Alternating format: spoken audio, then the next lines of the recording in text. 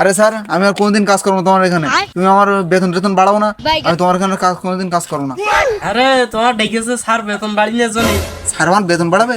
তা স্যার কত টাকা করে বেতন দেবেন আর কি কাজ করতে হবে বলেন আমার সাথে বলেন। হ খোকা, তোমার ডেকেছি তোমার বেতন বাড়াবো তাই। তোমার আগে দিতাম হচ্ছে 1400 টাকা আর 100 টাকা, আর তোমার এই সামনের মাসেতে দেবো 1500 টাকা করে। 1500 টাকা নাকি? হ খোকা, 1500 টাকা। আর তারপরে মাসে দেবো হচ্ছে তোমার 1500 টাকা। তার পরের মাসে 1500 টাকা? জি, খালি 1500 টাকা না, তারপরে মাসে বাড়বে 3 500 টাকার নোট, কড়গুড়ির নোট। পরের মাসে 3টে 500 টাকা না? সর্বনাশ, এতদিন এরম বেতন কোন যাইছিল? তা তুমি কি কাজ বলতে আমি সেই কাজে রাজি আছি। আরে খোকা, তোমার বেতন বাড়িয়ে জন্যই তো স্যার ডেকেছে।